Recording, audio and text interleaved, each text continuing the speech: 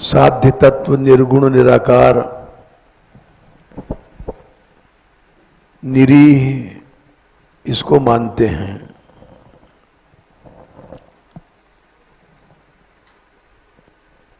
कोई कोई निराकार है लेकिन वो निरीह ही नहीं है ऐसा मानते हैं। सब कुछ वही करता है ईश्वर, लेकिन उसका कोई आकार नहीं मानते हैं।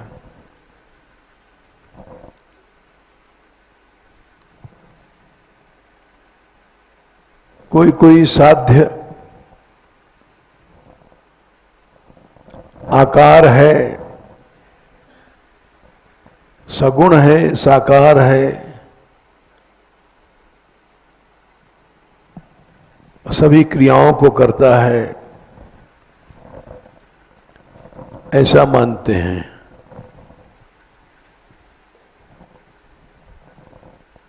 तो ये जो मतभेद है, विवाद है,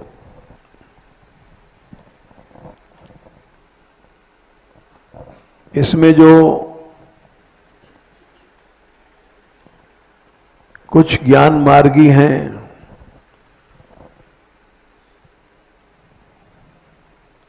वे ब्रह्म को साध्य वस्तु मानते हैं, तत्व।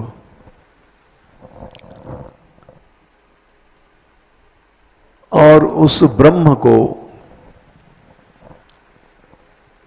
निर्गुण निराकार निरीह मानते हैं।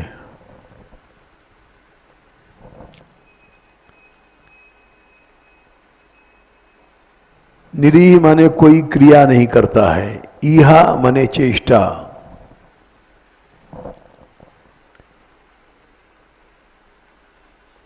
क्योंकि अगर क्रिया करेगा तो कर्म जहां होता है उसके लिए कर्ण इंद्रियां भी मानना पड़ेगा, गुणधर्म भी मानना पड़ेगा,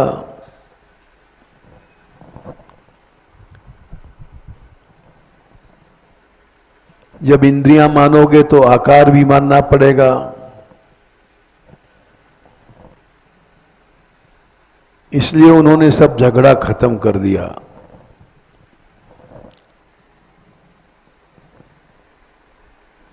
निराकार है, निरीह है, कर्म नहीं करता है। जब कर्म नहीं करता है तो इंद्रियों की आकार की जरूरत ही नहीं पड़ेगी।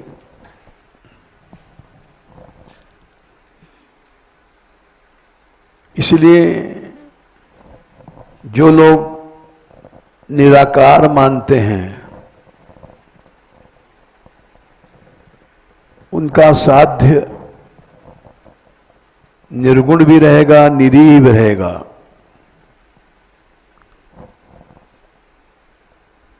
क्योंकि कर्म जहां होता है इंद्रियां मानना पड़ता है। भगवान ने भी गीता में कहा था,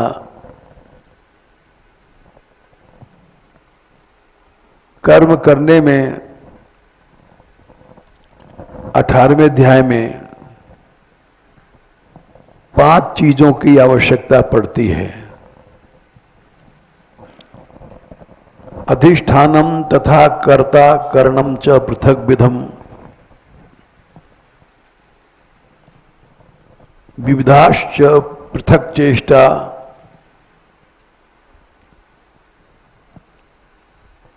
ये 18वें अध्याय में भगवान ने कहा है। दैवम चैवात्र पंचमम,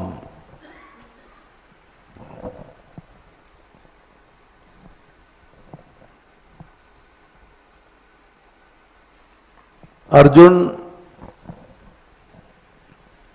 5 चीजें जहां होती हैं वहां कर्म होता है। 18/14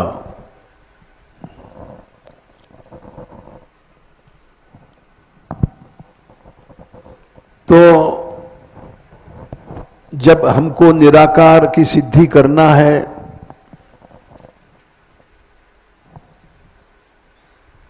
तो कर्म नहीं मानेंगे, कर्म मानेंगे तो इंद्रियां मानना पड़ेगा, इंद्रियां मानेंगे तो आकार मानना पड़ेगा।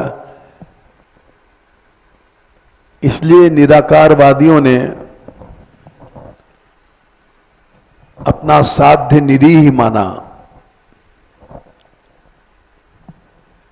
कि उसमें कुछ कर्म वर्म नहीं है। निरीह माने यह माने चेष्टा, हमारा साध्य निराकार है,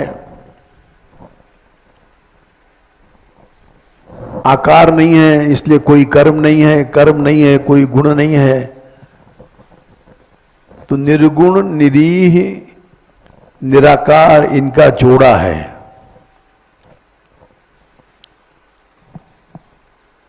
इसी बात को भगवान कहते हैं 18/14 में,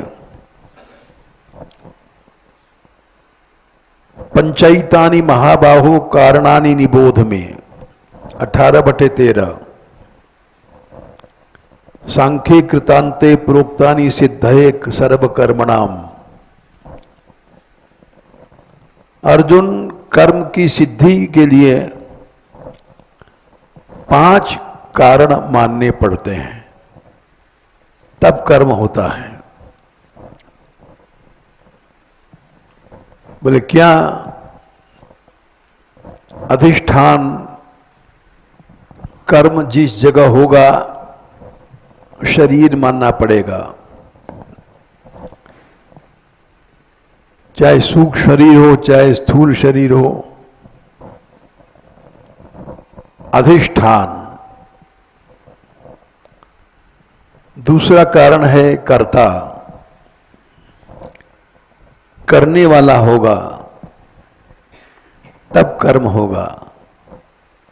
तीसरा कारण है न्याय शास्त्र में असाधारणम कारणम करणम, जिसके बिना कर्म नहीं हो सकता है। असाधारण कारण को करण कहते हैं, यानी इंद्रियां। चौथा है इंद्रियां कुछ चेष्टा करेंगी, और पांचवा है दैव। इसमें संस्कार आदि सब चीजें आते हैं।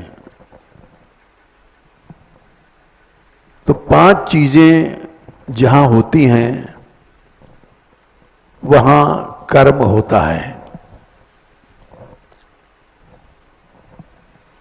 तो जो निराकार वाले हैं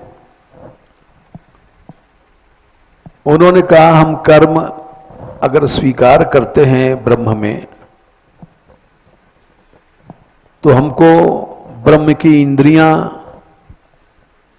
ब्रह्म का कर्तापन, ब्रह्म की चेष्टाएं, अधिष्ठान ब्रह्म का आकार, शरीर, ये सब मानना पड़ेगा। इसलिए हम अपने साध्य को निरीह मानते हैं, उसमें चेष्टा ही नहीं है, कोई कर्म ही नहीं है, वो सत्ता मात्र है। तो इसलिए उन्होंने निराकार की सिद्धि के लिए निर्गुण और निरीह ये जोड़ दिया कि ब्रह्म कुछ नहीं करता है, ब्रह्म क्रियाहीन है, केवल सत्ता मात्र है। वो उनका साध्य बन गया।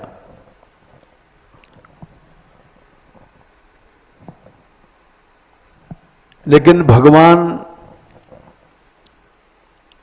में अनेक गुण हैं, जैसे दया करना भी एक गुण है। हम जब करीब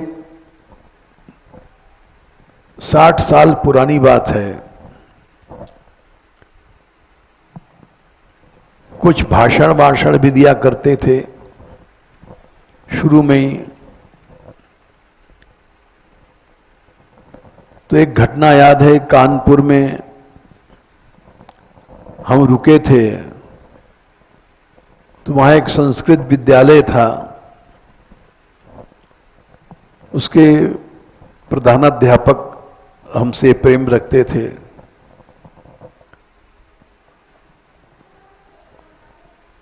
तो उन्होंने कहा, ब्रह्म शब्द को नपुंसक लिंग माना गया संस्कृत में। क्यों माना गया? पुरुष स्त्री सब झगड़ा है, तो इसलिए ब्रह्म शब्द को नपुंसक माना गया और मन को भी नपुंसक माना गया। परिहास में बोले, नपुंसक का नपुंसक से जोड़ा मिल जाएगा तो ब्रह्म प्राप्ति हो जाएगी। तो विनोद की बात थी, उनका नाम भी था विनोद। बोले इसलिए मन भी नपुंसक माना गया और ब्रह्म भी नपुंसक माना गया। नपुंसक का नपुंसक से जोड़ा मिला दो, ब्रह्म प्राप्ति हो जाएगी।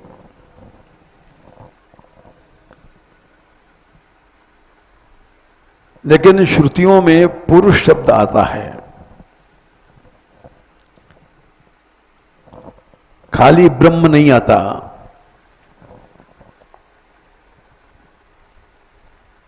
तो पुरुष, पूषुषेते पुरुषः, जो सभी शरीरों में नगर है, जो सोता है उसको पुरुष कहते हैं।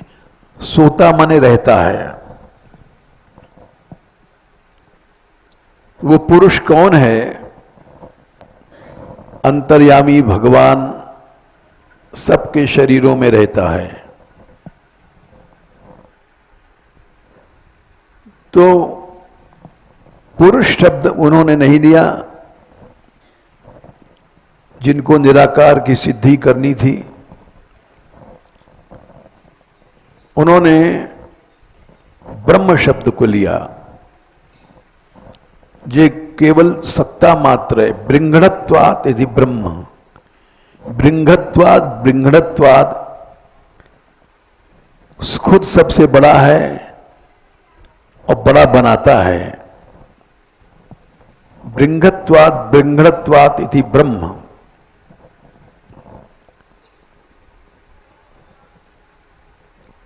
तो बड़ा बनाना भी एक कर्म है।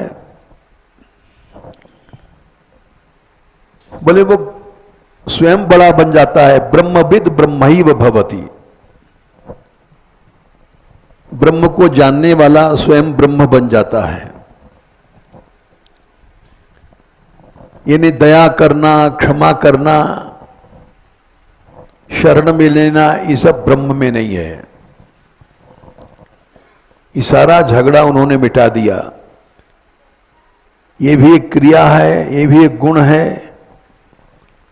दया करना सतोगुण है।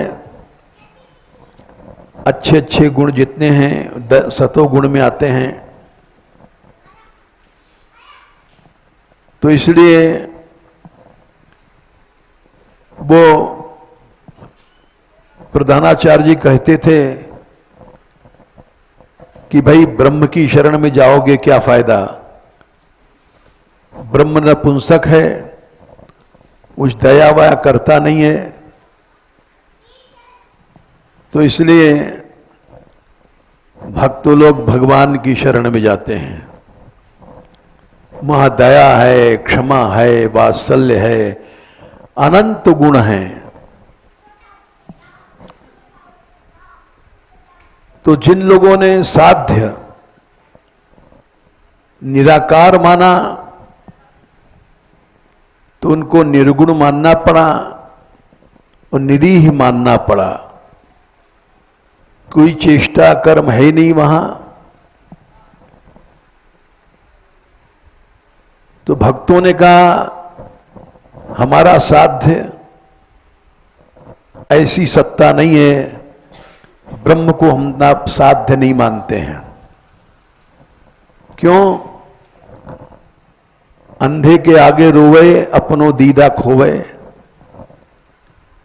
किसी अंधे के पास जाके रो, आंसू बहाओ, अपनी दृष्टि रो रो कर फोड़ लो, वो अंधा है देखेगा नहीं,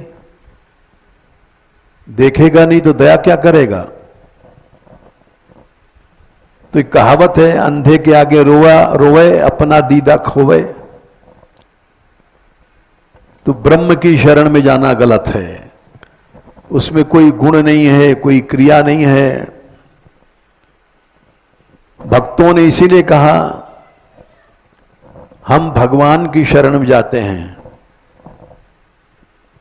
जिसमें संपूर्ण क्रियाएं हैं, संपूर्ण गुणों का विकास है, संपूर्ण भगवत्ता का प्रकाश है। वो है हमारा शरण्य। अनंत ज्ञान है, उसके अंदर सब कुछ जानता है। अनंत श्री सौंदर्य आदि कृपा आदि गुण है उसके अंदर।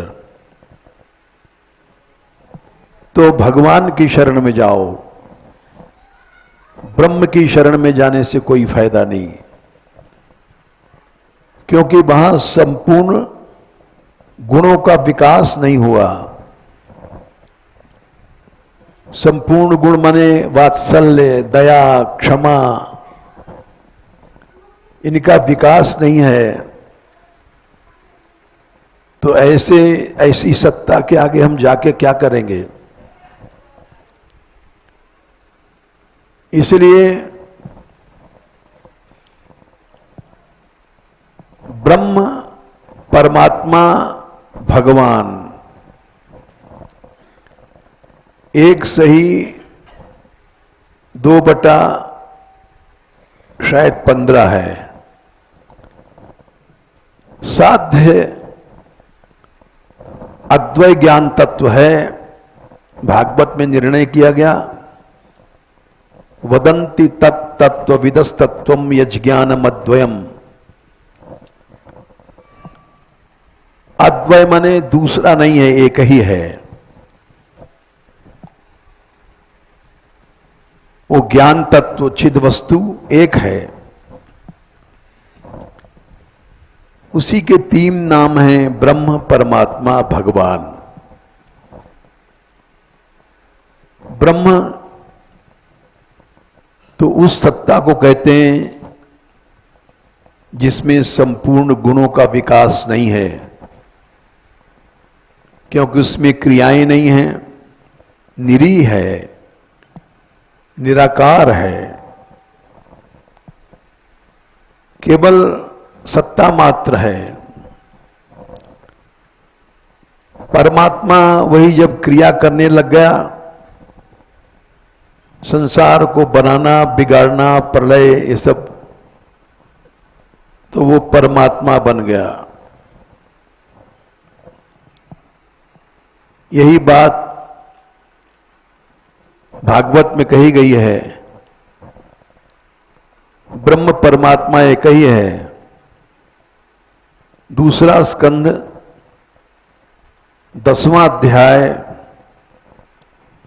7वां श्लोक। आभासस्य निरोधश्च यतश्चावध्यवसीयते स आश्रयः परम ब्रह्म परमात्मेति शब्दते। जिससे अनंत संसार प्रकट हुआ, आभास उसको कहते हैं। भासित हुआ, आसमन्तात् भासते इति आभासः। निरोध मने जहां लीन हो गया, निशेषण रोधा यस्मिन् निरोधा,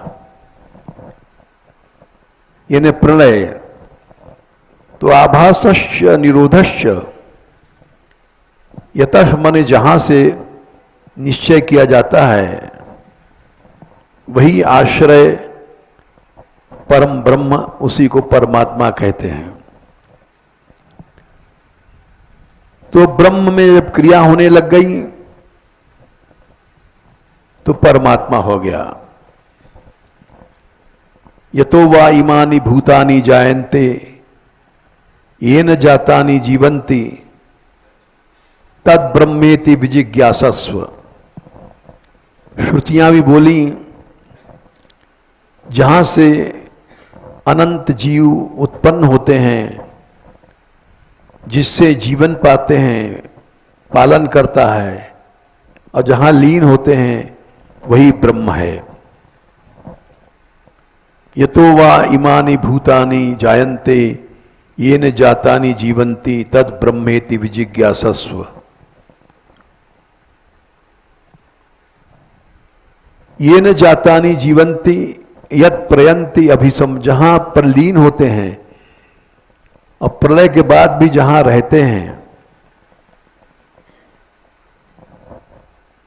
यत् प्रयन्ति प्रलय हुआ जहां, संविशन्ति प्रलय के बाद भी जहां सब रहते हैं वो है ब्रह्म।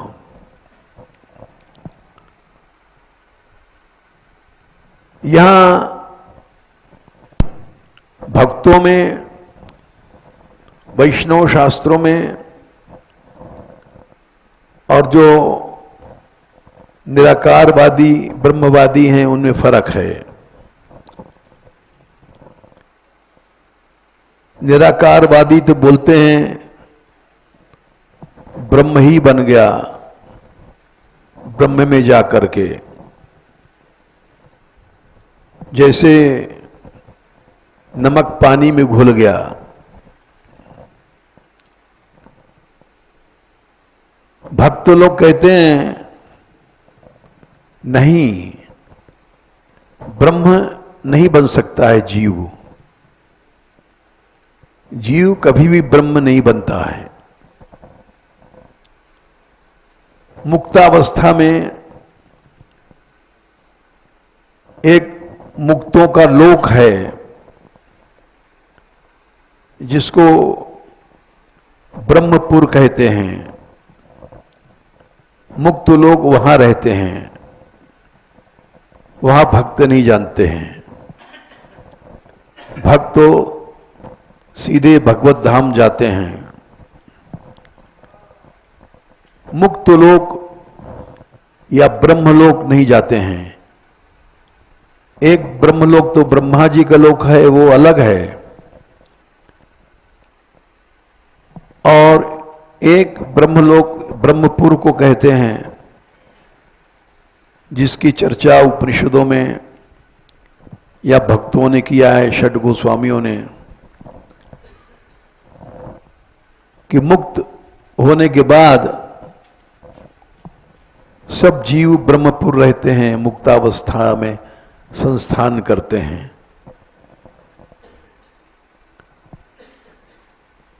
बोले ये भागवत का भी मत है। अहमेवा समेवाग्रे नान्यत यत् सदसत् परम पश्चादहम यदेतच्च यो विशेषेत सोऽस्म्यहम्। 2:9 चतुश्लोकी में श्लोक आता है कि सृष्टि के पहले भी मैं था, अग्रे, और कुछ नहीं था, सत असत स्थूल सूक्ष्म कुछ नहीं था। पीछे संसार बना, यद एतत्, जो अनंत ब्रह्मांड बने, ये भी मैं हूं। और जो अवशिष्येत बचेगा, इन्हें प्रलय के बाद जो बचेगा वो भी मैं हूं। तो तो क्या बचेगा? जीव तो कभी नष्ट होता ही नहीं। भगवान ने कहा न जायते मृताय वा कदाचिन नायम भूत्वा भविता वा न भूयः अजो नित्यः शाश्वतोयम पुराणे न हन्यते हन्यमाने शरीरे। यही बात श्रुति भी कहती है, यही श्लोक आता है श्रुतियों में भी, कठोपनिषद आदि में। ये वैदिक मत है कि ये सदा से नत्वैव हम जातुनासम नत्वम नेमे जनाधिपः न चैव न भविष्यामः सर्वे वयमतः परम। अर्जुन, हम तुम नहीं थे ऐसा नहीं है, सदा से थे और आगे भी रहेंगे। तो श्रुतियां कहती हैं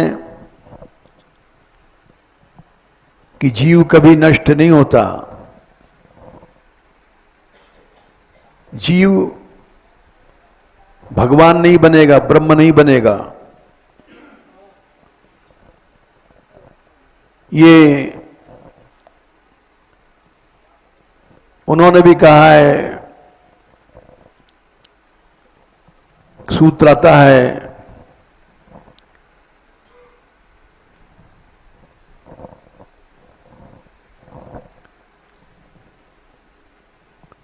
ब्रह्म सूत्र में, अंत में एक सूत्र आता है, उसमें कहा गया है जगत विवर्जनात्,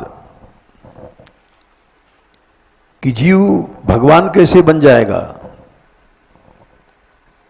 सृष्टि, सत्ता करना, बनाना, ये सब जगत विवर्जनात्, ये नहीं कर सकता।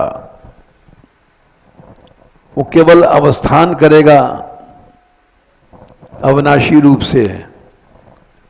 कहाँ करेगा? तो ब्रह्मपुर कहते हैं भक्त लोग। अद्वैतवादी ब्रह्मपुर नहीं मानते हैं, वो तो कहते हैं ब्रह्म ही बन गया। ये बात भक्त लोग नहीं मानते हैं। इसलिए उसको परमात्मा कब कहा गया? आभासश्च निरोधश्च यतश्चाध्यवसीयते स आश्रय परम ब्रह्म परमात्मेति शब्दते।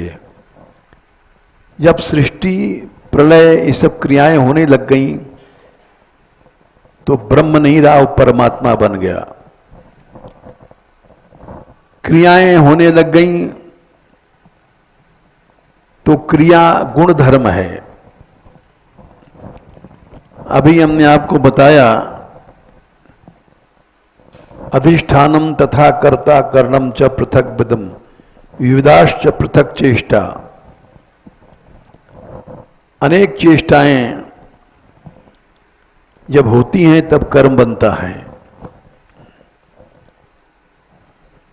तो वो परमात्मा बन गया जब क्रियाएं होने लग गईं। तब उनसे पूछा गया, निराकार वालों से, कि अब क्रियाएं हो रही हैं तो तुमको इंद्रिय मानना पड़ेगा।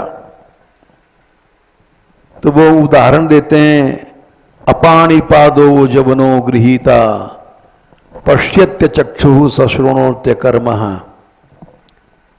सवेत्ति वेद्यम न च तस्यास्ति वेत्ता तमाहुग्रज्ञम पुरुषम पुराणम। ये श्रुति का उदाहरण देते हैं। ये श्वेताश्वरोपनिषद की श्रुति है। गोसाई जी भी लिखते हैं, बिनु पद चले सुनय बिनु काना। ये सब चौपाएं आती रामायण में कि बिना हाथ पांव के चलता है, अस सब भांति अलौकिक करनी। तो अपाणि पादो जवनो गृहीता, ये श्रुतियां आती हैं। तो भक्तों ने उत्तर दिया, इसका ये अर्थ नहीं है कि उसके इंद्रिय नहीं है,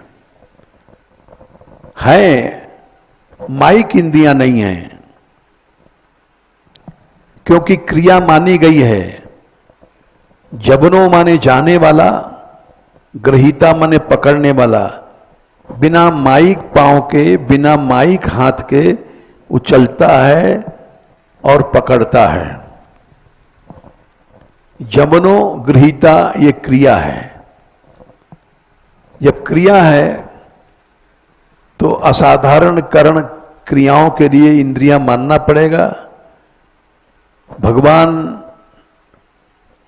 सर्वतः पाणिपादम तत्सर्वतोक्षिशुरो मुखम, गीता में कहा गया। उसके दिव्य चरण हैं, सब जगह हैं, दिव्य पांव हैं। सर्वतः पाणिपादम तत् सर्वतोक्षिशुरो मुखम, गीता में भगवान कहते हैं 13वें अध्याय में 13वां श्लोक है। सब जगह उसके पांव हैं, सब जगह हाथ है, सब जगह उसकी आंख है, सब जगह उसका मुंह है। सर्वतः श्रुतिमन लोके, सब जगह उसके कान हैं। सर्वम आवृत्य तिष्ठति। तो इसलिए जबनो जा रहा है, दौड़ रहा है, यानी उसके दिव्य चरण हैं। गृहीता माने उसके दिव्य हाथ हैं। पश्यत्य चक्षु माने माइक आंख नहीं है कि चश्मा लगाना पड़े। अचक्षु माइक आंख न होने कारण फिर भी वो देख रहा है। सशृणोति अकर्णः, उसके माइक कान नहीं है कि कान में अब सुनाई कम पड़ता है या दूर की आवाज नहीं सुन सकता है। सशृणोति, हमेशा सुनता रहता है। वर्तमान काल की क्रिया है। माइक कान तो थोड़ी देर की बात पास की सुन सकते हैं।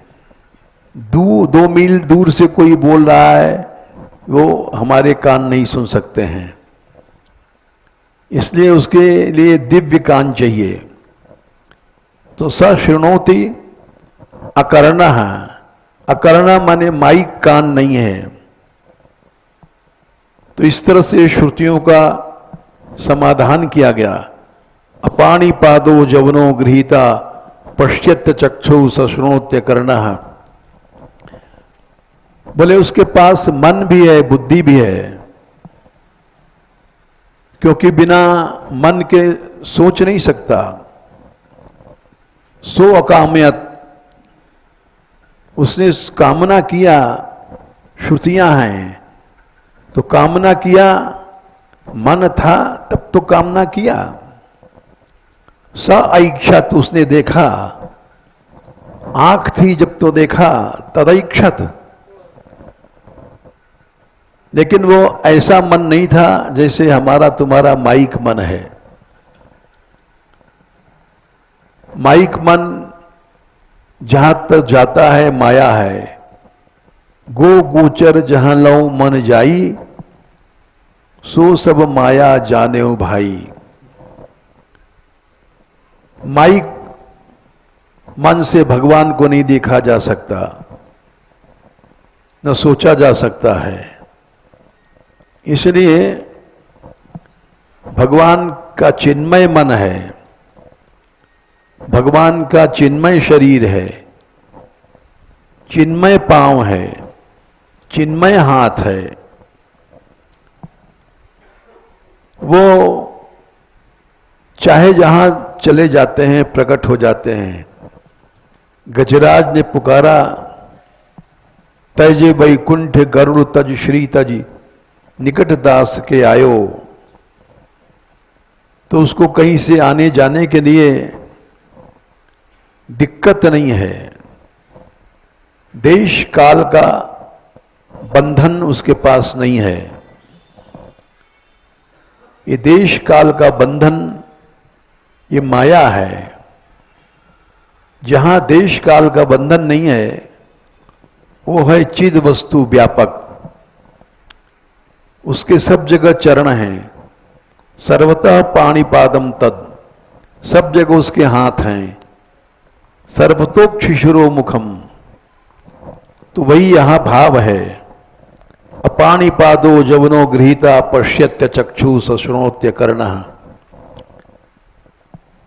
बोले सब कुछ जानता है। सवेत्ति वेद्यम न च तस्यास्ति वेत्ता, उसको जानने वाला कोई नहीं। यानी वहां किसी जीव के मन की बुद्धि की गति नहीं पहुंच सकती है। अव्यक्तम अचिंत्योयम अविकार्योयम उच्यते, अचिंत्य है वो, कोई सोच नहीं सकता। वहां पर प्रश्नोपनिषद में कहा न वहां वाग वाणी का प्रवेश है, न मन का है प्रवेश, माइक इंद्रियों का प्रवेश नहीं है। तमाहुरग्रम पुरुषम महांतम, उसको महापुरुष कहते हैं। पुरुष पुरुषाकार माना है। बोले क्यों?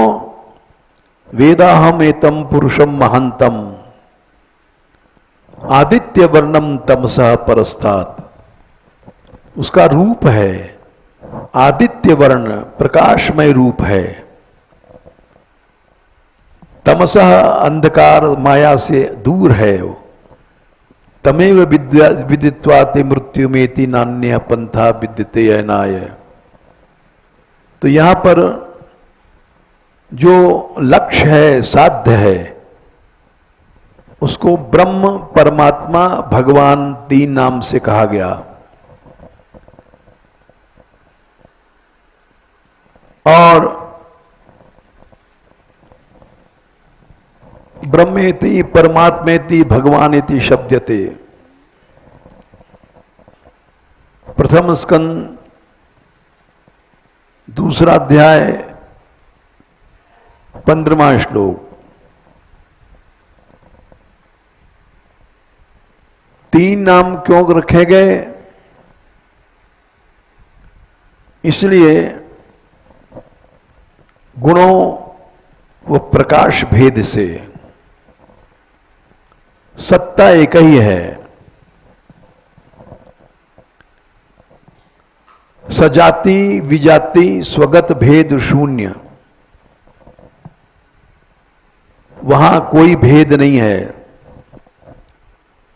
सजाति भेद जैसे अनेक अवतार धारण करता है, नारायण, महाविष्णु, ये सब सजाति भेद हैं।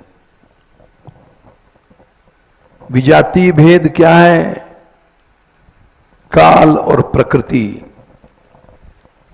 अनंत संसार और काल, ये विजाति भेद है। सजाति भेद क्या है? जैसे हमारी आत्मा अलग है, शरीर अलग है, चित जड़, ये स्वगत भेद हैं। विजाति जैसे मनुष्य हम लोग हैं, कुत्ते बिल्ली अलग हैं, उनकी योनियां अलग हैं। तो उस ब्रह्म में सजाति विजाति स्वगत भेद नहीं है। बोले फिर एक ही सब कुछ है, क्यों? सत्ता उसी की है। चाहे नारायण हो, चाहे विष्णु हो, चाहे अनंत संसार जड़ है, चाहे जितने जीव हैं। प्रहलाद जी ने कहा कि परे वरे में स्थिर जंगमाये, स्थिर जंगम जितने हैं, ब्रह्मादेव ये ने वशम प्रणीता। चाहे स्थिर है चाहे जंगम है, सबकी सत्ता उसी के हाथ में है। इसलिए अद्वय तत्व ब्रह्म, परमात्मा और भगवान के नाम से कहा गया। अब भक्तों ने भगवान को ही साध्य क्यों माना? क्योंकि भगवान में अनंत गुण हैं, अनंत क्षमा है। अहम त्वा सर्वपापेभ्यो मोक्षयिष्यामि मा शुचः।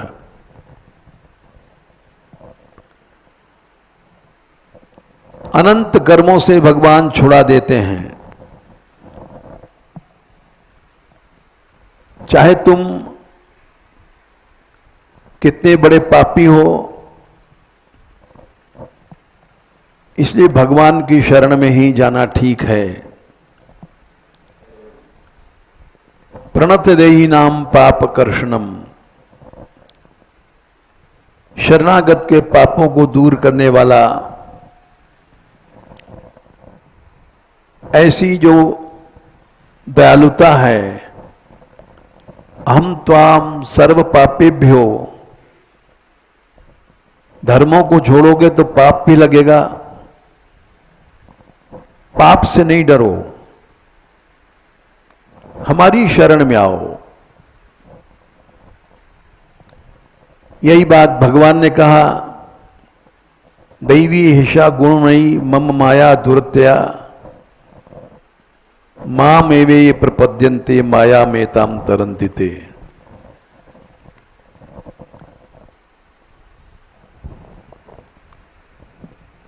केवल भगवान की शरणागति से ही माया से तुम पार जा सकते हो। इसलिए तेमेव चाद्यम पुरुषम प्रपद्ये, श्रुतियों में भी कहा यतः प्रवृत्ति पुरुषता पुराणी।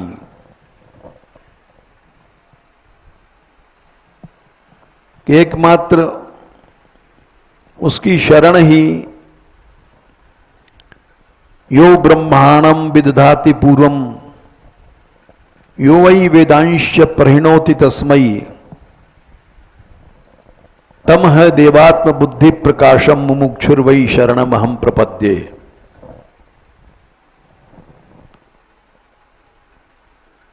जिसने ब्रह्मा को बनाया,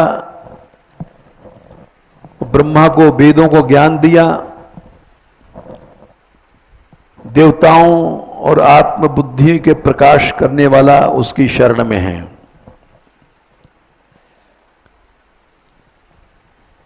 ये श्रुति ने कहा भगवान की शरण में ही जाओ। यही बात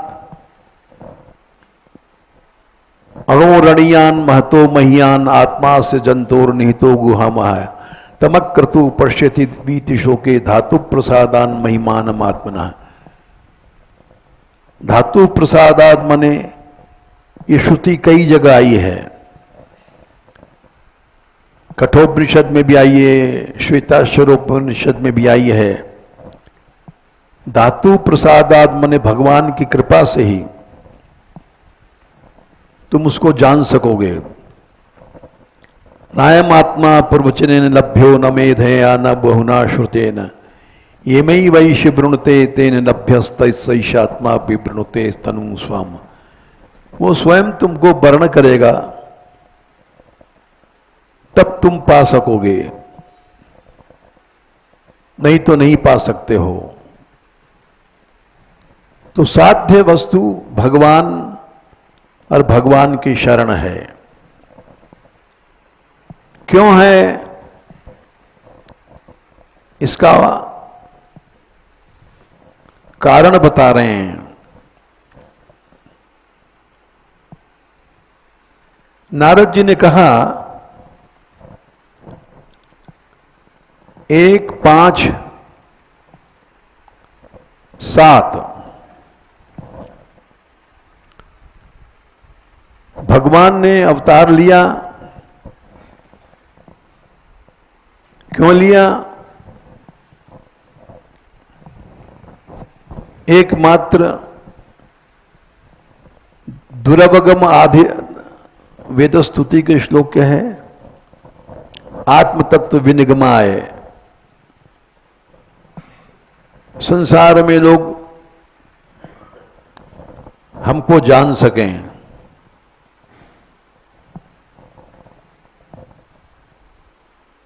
लाओ हम देखें।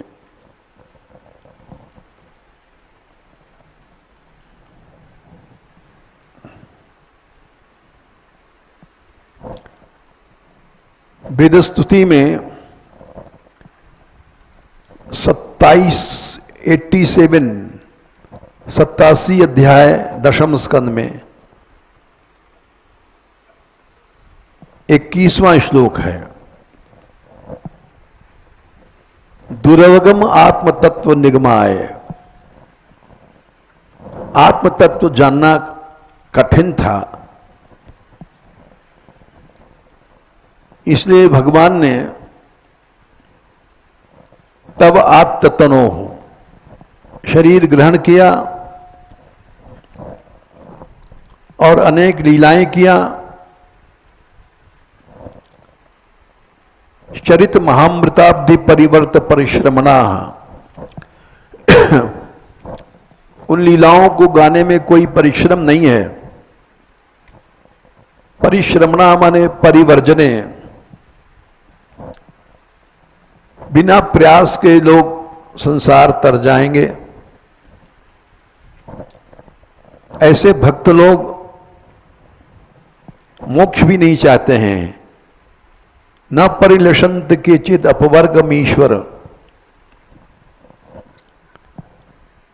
और उनके चरण कमल के जो हंस हैं, संत हैं, वो अपने लोग घर बार छोड़ देते हैं। अनादिकाल की गृहासक्ति सहज में नष्ट हो जाती है। भागवत में भी कई जगह कहा, नृणाम निःश्रेयसार्थाय व्यक्तिर भगवतो नृप। मनुष्यों के कल्याण के लिए रास पंचाध्यायी 10, 29, 14 केवल जीवों का कल्याण के लिए भगवान ने अवतार लिया। ये बात हमने वेदों से, श्रुतियों से, पुराणों से बताई है।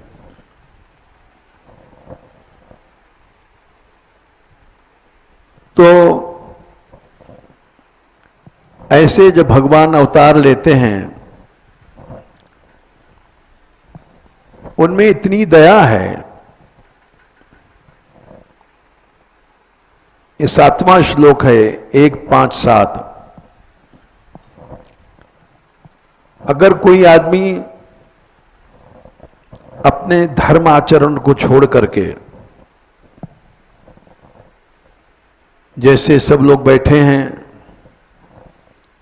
साधु लोग हैं, अपने माँ बाप को छोड़ के आए हैं, बहुत से लोग बैठे हैं, उनके स्त्रियां भी होंगी, बच्चे भी होंगे, उनको भी छोड़ करके भजन कर रहे हैं। तो अपने धर्म का त्याग किया उन्होंने। चरणाम्बुजम हरेर, और भगवान का भजन कर रहे हैं। यहां एक विचित्र बात है इस श्लोक में, अपक्वोथ पते ततो यदि। बहुत से लोग हमसे पूछते हैं, आपके यहां बहुत से लड़के लड़की जवान हैं, आपने यहां रख रखा है, कल को गिर जाएंगे तो क्या होगा? अपक्व माने अभी पक्का मन नहीं है और गिरेंगे ही। जैसे ये बच्चियां कथा सुनने आती हैं, सोती रहती, दीवार के सहारे बैठेंगी, सारी कथा में सोती रहेंगी। और इनको पंडित जी कहते हैं सामने बैठो, सामने नहीं बैठेंगी क्योंकि उनको सोना है। तो इसलिए ये क्या है? अपक्व है। इनका लक्ष्य ही कथा कीर्तन नहीं है। ऐसे लोग निश्चय गिरते हैं, तो इनका क्या होगा? एक विचित्र श्लोक है। अपक्व हैं और वहां से गिर पड़े, भजन नहीं कर रहे हैं, तो उत्तर देते हैं यत्र क्वा भद्रम अभूद अवश्य किम, उनका कोई अभद्र अमंगल नहीं होगा, क्योंकि चरणाम्बुजम हरेर भजन वर्तमान काल की क्रिया है। भजन चल रहा है, क्षत्रिय प्रत्यय है, इसलिए उनका मंगल नहीं होगा। और इसके विपरीत जो अधर्म नहीं कर रहे हैं, अपने माँ बाप की सेवा कर रहे हैं, पति पुत्र आदि की सेवा कर रहे हैं, तो उनको क्या मिलेगा? कुछ नहीं मिलेगा। को अर्थ आप तो अभजताम स्वधर्मतः, अभजताम माने भगवान की सेवा नहीं कर रहे हैं, तो उनको धर्म से, धर्म पालन से क्या मिलेगा? कुछ नहीं मिलेगा। इन्हें साध्य वस्तु क्या है? भगवान का भजन, भगवान की सेवा। ये नारद जी ने उपदेश दिया व्यास जी को कि साध्य है भगवान का शरण, भगवान की शरणागति, ये साध्य है। इसी को रामायण में भी कहा गया है कि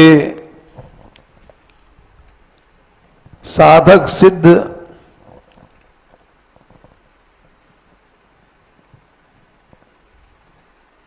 विमुक्त उदासी, उत्तरकांड 124।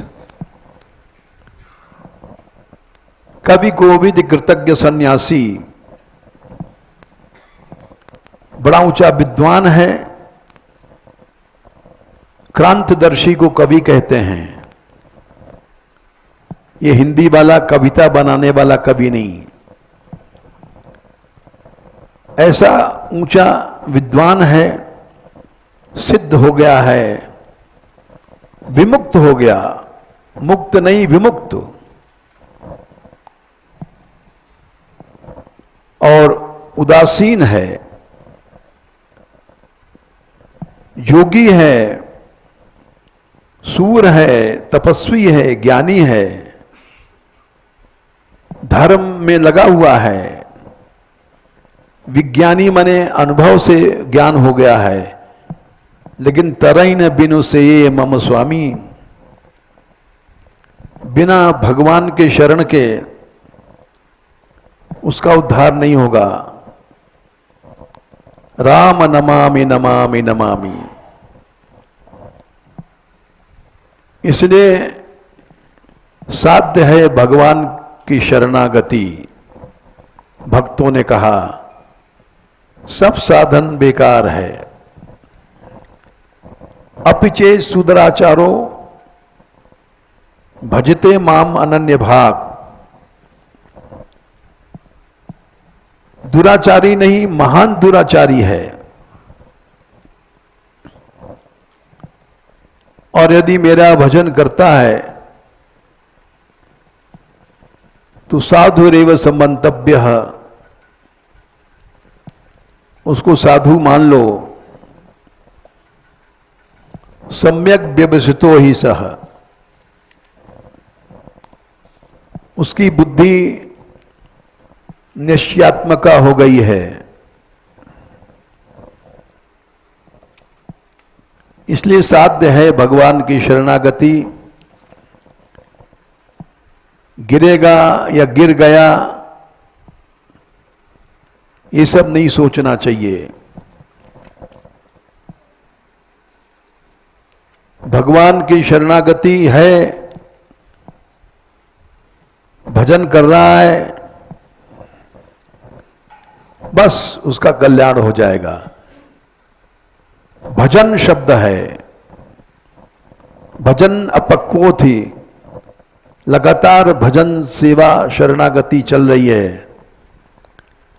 त्यक्त्वा स्वधर्मम चरणाम्बुजम हरेर, भजन अपक्वोथ।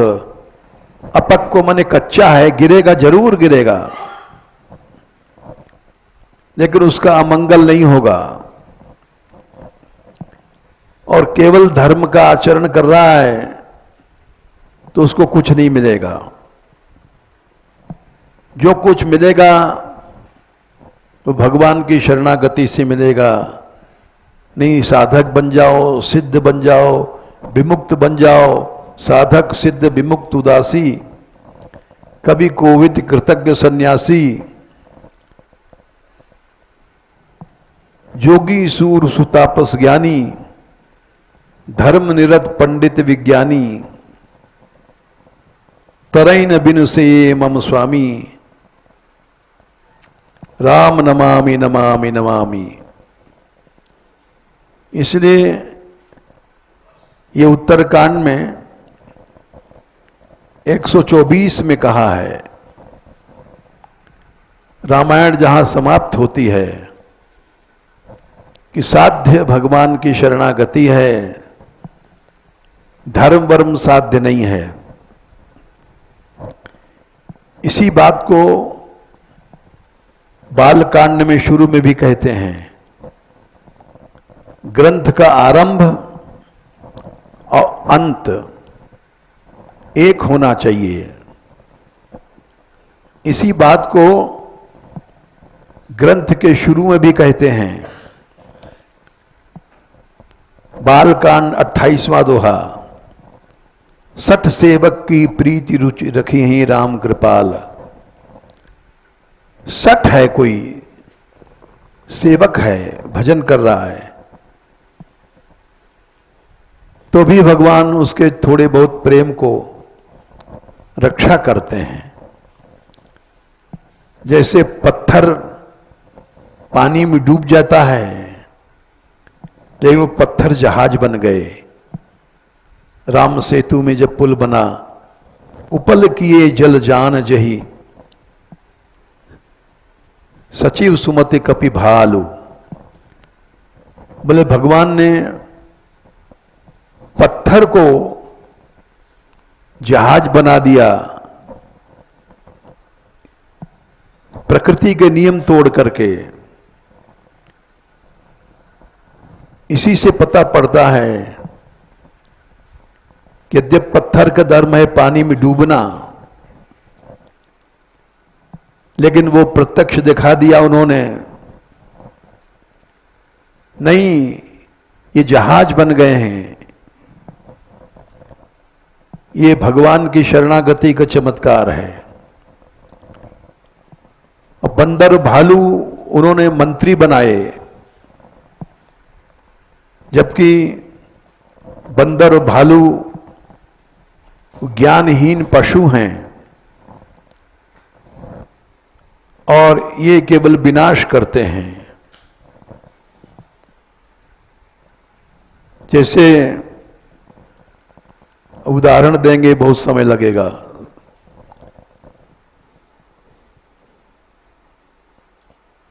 बंदरों की कथा सुनाएंगे व्यर्थ में,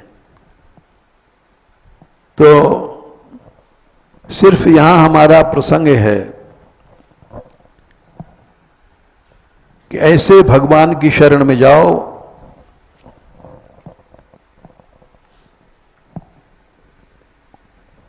जो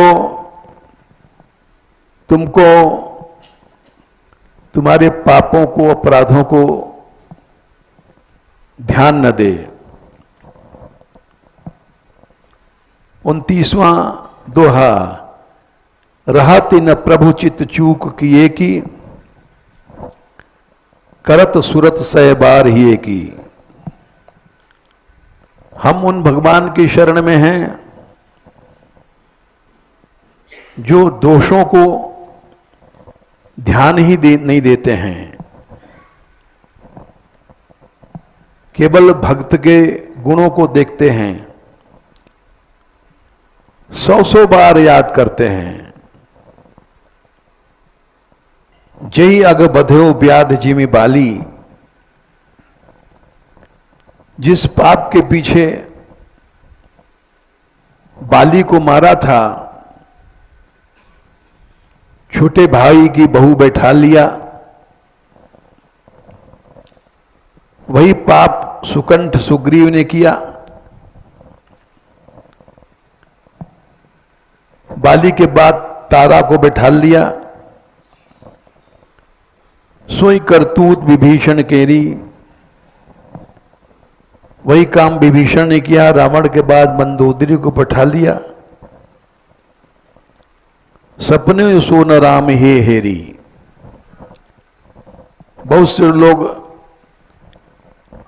आलोचक कहते हैं इससे मनुष्य की पाप वृत्ति बढ़ती इन चौपाइयों से, लेकिन ये उनकी काक दृष्टि है।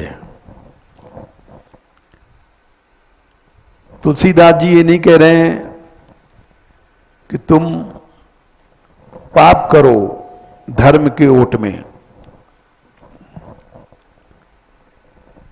वो तो ये कहते हैं भगवान इतना दयालु है कि तुम उसकी शरण में जाओ और तुम्हारे अनंत दोषों को क्षमा कर देगा। शरणागति बड़ी चीज है, धर्म पालन बड़ी चीज नहीं है। यही बात भागवत में कही गई है, त्यक्त्वा स्वधर्मम चरणाम्बुजम हरेर। नारद जी ने कहा अपने धर्मों को छोड़ करके भगवान की शरणागति में सेवा में आ जाओ, तुम्हारा अमंगल नहीं होगा। और केवल धर्म को पकड़ोगे तो उससे कुछ नहीं मिलेगा। इसलिए साध्य है भगवान और भगवान की शरणागति। जय श्री राधे।